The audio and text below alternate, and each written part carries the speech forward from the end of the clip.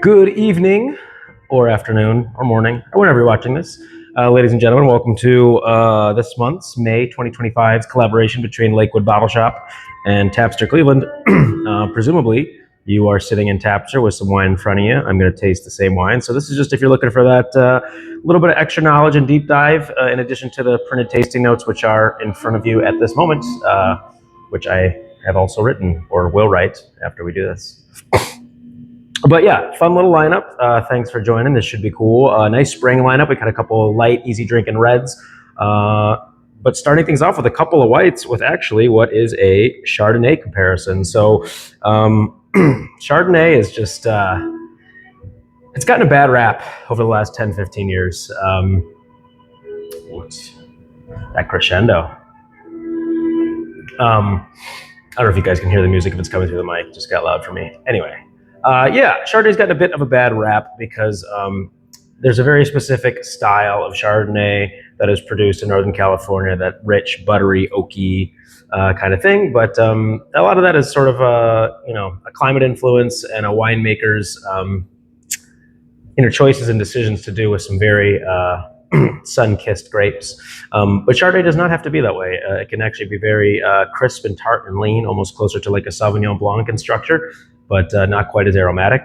So we're going to check kind of two Chards out from two different places, made in, I think, two very different ways, and see what we think. So the first thing we have is a Chablis from Domaine, Guggen. I'm pretty good with the French pronunciations, to be honest, but I've never seen that combination of letters ever before. I'm not sure how that sounds out phonetically. Sorry if it's wrong. Domaine giggity. But Chablis, also something that I think has gotten a bad rap because back in the day, maybe not so much for whoever's watching this video, but perhaps your parents, they used to sell big gallons of generic white wine, just label it Chablis, doing a great disservice to that actual region.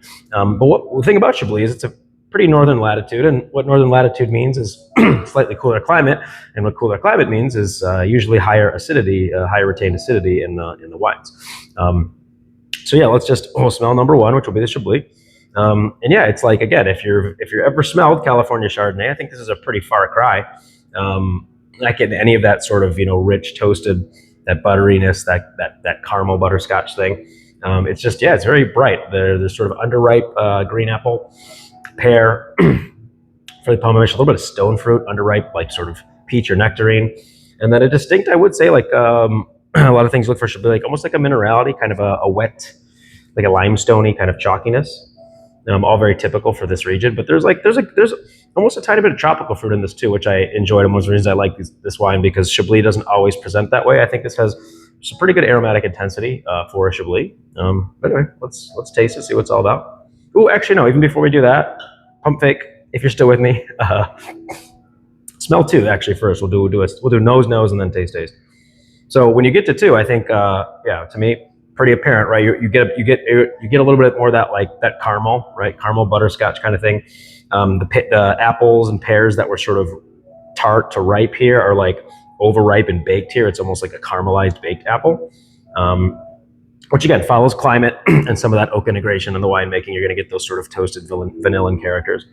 So anyway, back to one. Let's taste that real quick.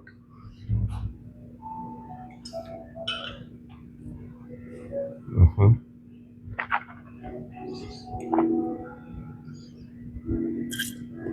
Yeah. I mean, racy, bright, tart. What's nice is it's got just Chablis. Oftentimes, if it's not saying like new wood, it will get lees aging or some neutral barrel. So you get a little bit of texture on the palate, but it's still very bright, crisp, and tart. I think this is a very lovely, well-made wine. Also, Chablis prices keep going up, unfortunately, for the savvy buyers. But this one is $30 retail. And I think it's lovely. Like I said, you're getting a little bit of texture, a little bit of opulence, and some more overripe fruit, I think, due to a slightly warmer harvest. But that acidity is still very much intact and keeps the wine super structured, just bright and refreshing, clean. And with that minerality shining through. Ooh, okay. Once you've had enough of that, move on to two. Sorry, which is, I should say, Lava Cap Chardonnay. We'll get into these guys in just a second. This is out of the Sierra foothills. So actually basically on your way up to like Tahoe. So far more inland and some really good elevation. These guys are making a very cool style. So this is still Northern California, but quite a bit more inland, pretty high up there. Cooler climate there as well, relative to like Napa.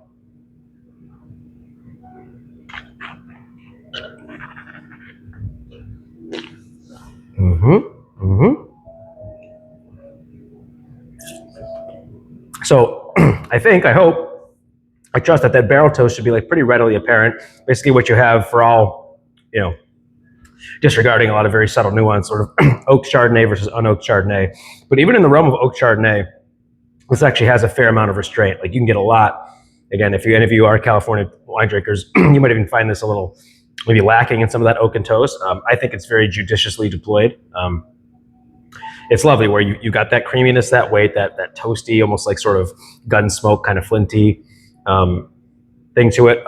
Also, with the oak, what you're going to get too is like, again, a little more breadth to the shoulders, a little more body, So, and I'll just take a moment to unpack that term. I'm going to do this in one of the other videos, but body I think is one of the most widely misdeployed like terms in the wine vernacular. So a lot of times people say, "Oh, I want a full-bodied wine." What they're usually saying is like, "I want a wine with a lot of flavor, like a lot going on." Whereas like us wine geeks would usually refer to that as intensity, like high intensity. When you think about body, think about like light, medium, full-bodied wine. A cool analogy is think about skim 2% whole milk. So with that in mind, like it's the same product across the board, right? But you can make like skim milk is basically like watery thin, and then like whole milk obviously has this texture, and you can even get into like half and half heavy cream. So with that in mind, actually, let's double back to one and let's see if you guys can like pick this up. You do number one, and just give it a swish. And when I'm thinking about body and acidity, I'm almost like I disregard flavor for that moment. Like literally just focus on the weight and the viscosity, just purely the texture of the wine, irrespective of what it actually tastes like. Just what does it feel like? That's how you kind of understand body.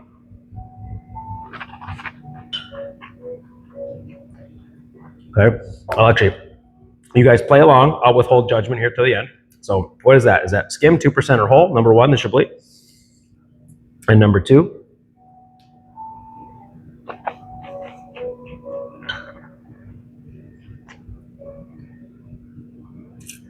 All right. What do you guys think?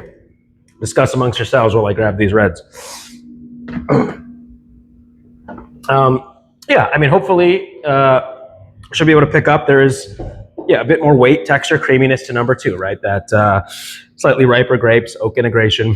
It's just going to feel a little bit creamier. And so, like, what does that matter? Like, is that even important? What does that mean? So bottom line, like wine number one, there should be being sort of 1 to 2%, I would say. And number two, definitely being like whole milk, honestly, even maybe whole plus up to like a little heavy. That's pretty weighty, right, on the palate, viscous. But yeah, so in terms of like texture, like what does that even matter aside from just an academic, pursuit of just trying to dissect the wine? Pairing texture comes into play. So there's a very classic pairing of white Burgundy or like oak Chardonnay with sea scallops, and in my opinion, like that pairing is oftentimes it's almost more textural than it is like flavor wise.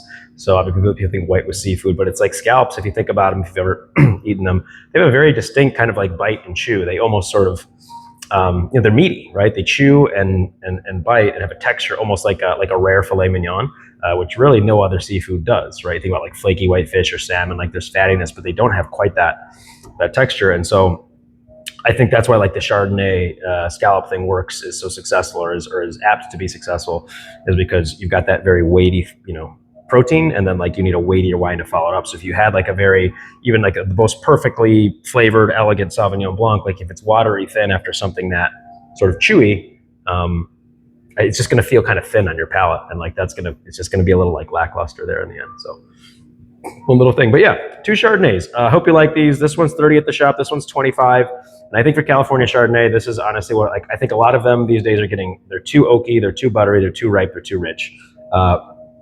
I think this is showing, a very distinctly new world style, but with some restraint and finesse. And for 25 bucks, all I can say is, you can pay a lot more in California for a whole lot less. We like that wine a lot because Yeah, again, some oak integration, but still bright and refreshing to drink, and not overly toasted or charred.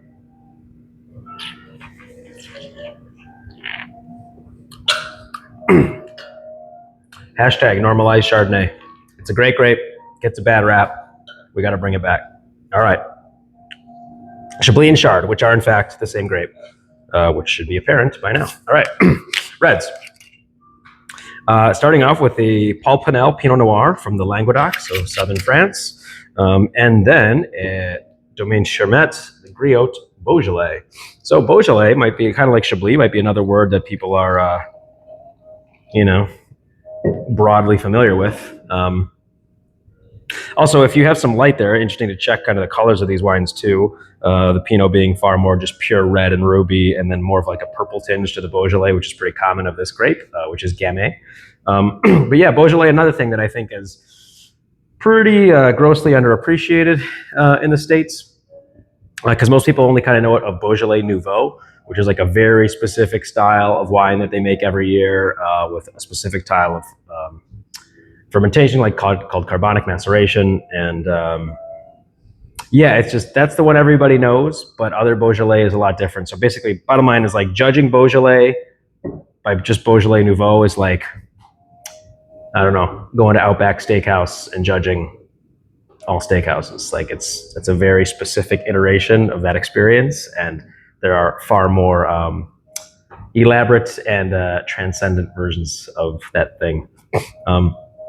But let's smell them. So Pinot Noir, again, you notice kind of a pale ruby in the glass. This is how Pinot Noir should look. It should be fairly translucent.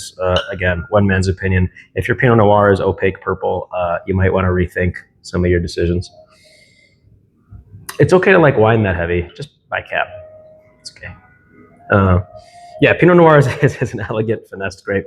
I've used those words a couple times already today. But yeah, it's right. It's a light-bodied, kind of ethereal grape, and should present as such. But yeah, nice red fruit flavors. So what's cool about this one, Languedoc, as I said, very south of France. Basically, you're bordering the Mediterranean. I mean, there's like, those are where the beaches are. There's like palm trees in and around this area. What I like is the red fruit that oftentimes, I mean, Pinot almost always has red fruit, but basically, from a sunnier climate, it tends to feel or smell riper. So because of that little bit of just more southern latitude now, right, opposite of Chablis, there's red fruit, but it's very juicy to me, like very sort of almost fruit punchy. So as a part, it's not like tart strawberry, cranberry. It's like overripe on the way to like stewed and jammy, not quite that far, but like overripe, bruised. But yeah, like very very juicy. But then still has that little bit of like old world flair to it. There's still kind of this rustic, something a little earthy and dark there on the end. And then the Beaujolais, also quite plush and juicy. What's cool is I think you'll find perhaps, or at least I'm finding, the darkness of fruit is following the darkness of color. So while this was to me just almost pure red, this is red and like blue. There's some like blueberry, bramblefoot, marionberry, some plum perhaps, and a bit of yeah. I mean, I'm interested now about this. It wouldn't seem that there would be a ton. I'm actually getting a tiny bit of vanilla. I wonder if there is some barrel on this. But again, like a smoke flintiness. The soils there are very granitic. Maybe that's just like that granitic minerality. Cool. So that's what those smell like. Let's taste them quick. Don't want to take up your whole night. Run through this.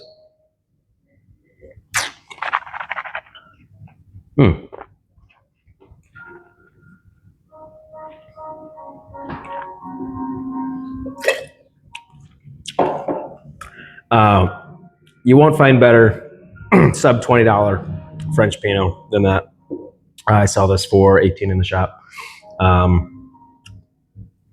Yeah, it's like juicy and plush, but still finishes like dry and rustic. It's a very nice sort of transition of, you get this fruit, but it's still light, it's bright.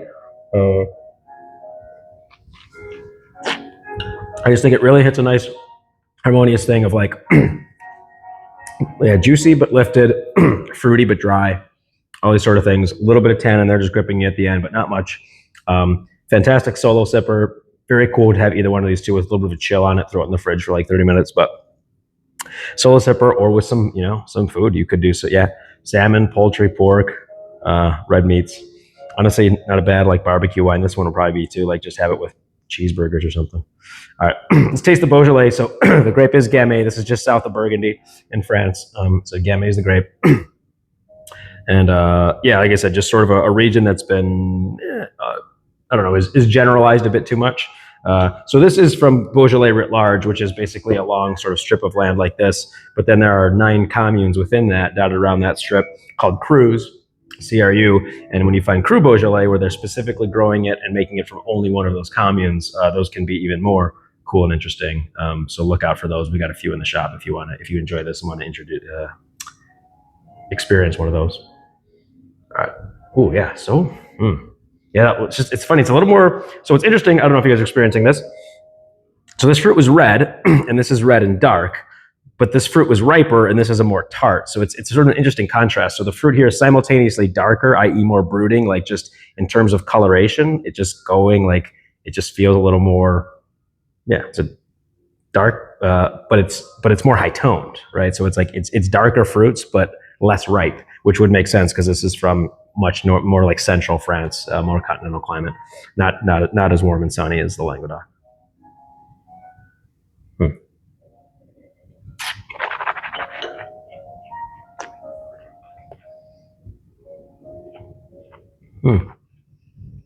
Yeah. Ooh, yeah. It's a little more prickly, right? You can like feel that acidity. Those dark fruits do come in, but it's got a tang to the palate that this one didn't have. This was a bit actually more supple, which is interesting to say for French Pinot Noir.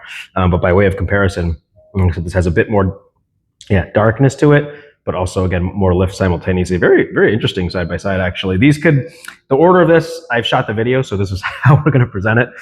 There could be a case for maybe swapping these, but my memory of this was that it was a rather like opulent version of Beaujolais, which I still stand by. And so, yeah, very often you would see Beaujolais before Pinot, but here we are.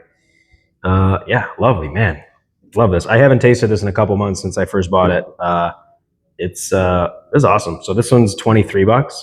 I think these are again great, just great as the weather's warming up here. These are summer reds. These are things you want to have when it's a little warmer, out on a patio, grilling out, whatever, hanging. These are great. So yeah. That's the lineup. My name is John. I own Liquid Bottle Shop down the road there from Tapster. We do tastings every Saturday at 5. So if you enjoyed some of this presentation, hopefully we didn't bore you. Thanks for your attention. We are here Wednesday through Sunday and tastings every Saturday at 5, though you do have to sign up for those. Information on Instagram at Liquid Bottle Shop. Another sip of Beaujolais for the way out. Cheers.